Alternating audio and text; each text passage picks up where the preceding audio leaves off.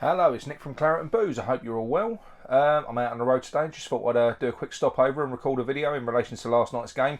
Didn't catch it live, as I said, but I have watched it back. Now, before I get on with the morning after review, please, if you're new to the channel, please subscribe and drop a like on the video because it does really help us.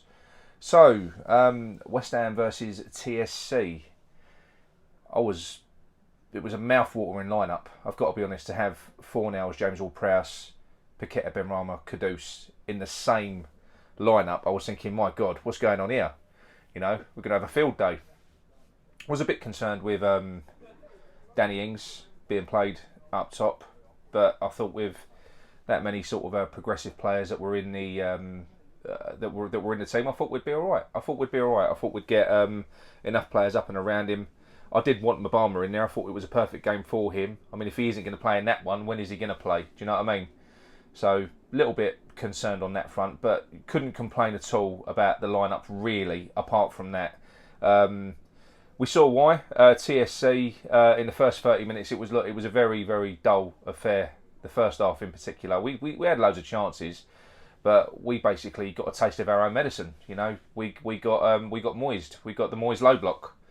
And we didn't really have the craft to be able to break it down. We didn't really know what he was doing. I think David Moyes' solution to this, he obviously anticipated that was going to happen, and his solution was just to flood the field with creative flair players that might just be able to pick the lock individually, because as we know, that's not our game. That's not how we're coached.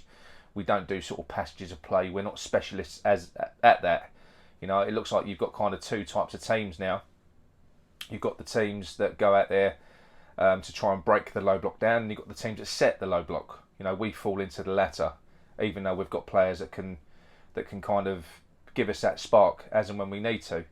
But so we're not going to be like Brighton when it comes to sort of possession based. They're a bad example. We beat them, but you know what I mean. They're kind of specialists at drawing the opposition out, drawing that low block out, and creating space. It isn't easy. We just played a really crap team that parked the bus, and we struggled to get in behind them. So yeah, it was a bit of a dull affair initially. I think most people in the chat, not in the chat, in the comments, I put a post up last night asking you to drop your comments in. Most people kind of saw it how I did as well. So like I say, I think in this competition, it's important that we just get the win. It's easy for me to say that because I didn't have to sit through the game live. You know, I probably would have been a lot more frustrated had I been watching it live. I've got to be honest, but yeah, it was a decent result. It was a shame for Ogbonna having sort of making that mistake that led to their first goal. It was a real howler, wasn't it, from Oggy? But you know, I do feel sorry for him. But we did kind of dig back in and get him out of the mire. And see, the only thing I would say is, you know, when you play Ogbonna, if your plan is to play further up the pitch, play a high line and press the opposition because they're going to be setting a low block, then Ogbonna's probably not your man anyway. He showed he ain't got the pace. You know, he's a low block defender. So I think although Mavropanos, who I'll go on to talk about in a bit, looks absolutely phenomenal because he has got that kind of that pace. His tackling was excellent as well. You know, as well as his heading ability. Yeah, I was really impressed with Mavropanos, but Oggy's probably not quite right for that system. You're exposing him a little bit. I was glad to see Cresswell come off and Emerson come on because I didn't think Cresswell did much at all in that half. Contrary to popular opinion, it is popular on a lot of people are criticising Kehrer. I didn't think Kehrer had a bad game. I don't think Fornals had a particularly good game either. I thought Fornals probably deserved to get hooked. It pains me to say that. I love Fornals. You know, he's a player that's probably just rusty now and a little bit dejected because he knows he isn't really part of the first team plans anymore. So yeah, it was nice to see him played in the middle, but he wasn't himself. He wasn't himself. It was right that he came off.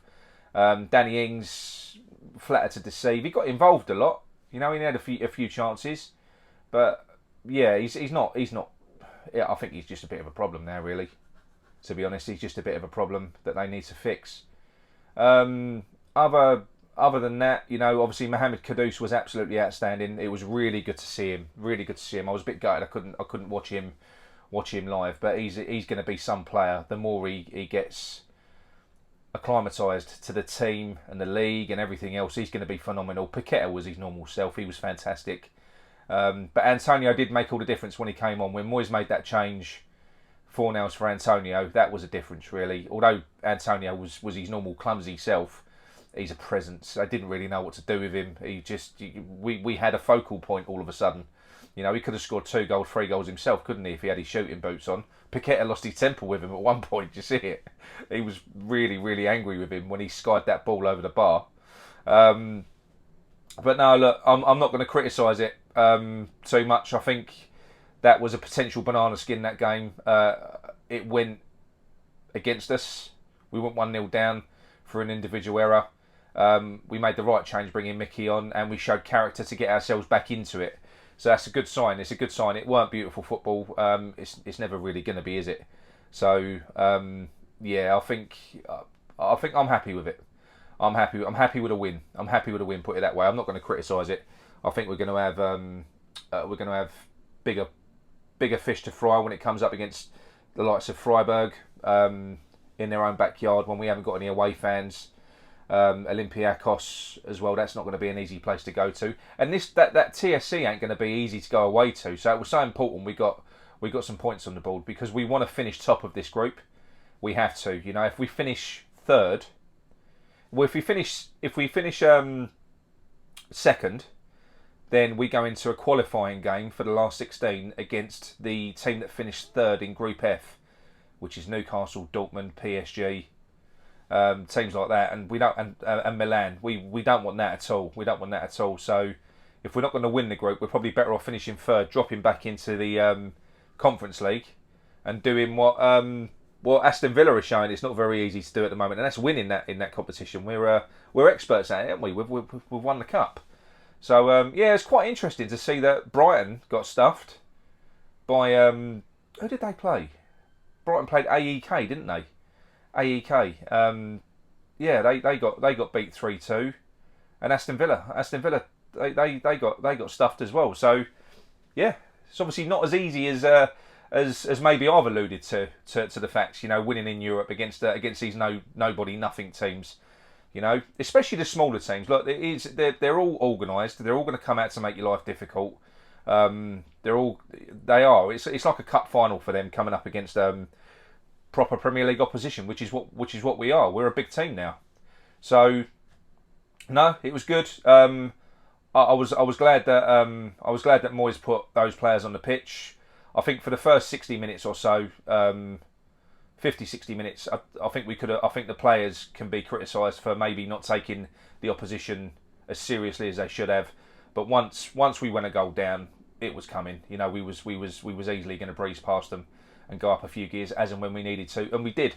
So look, that is it from me. That's it from me. I hope you enjoyed my morning after review. If you did, please subscribe, drop a like on the video, and I'll see you soon.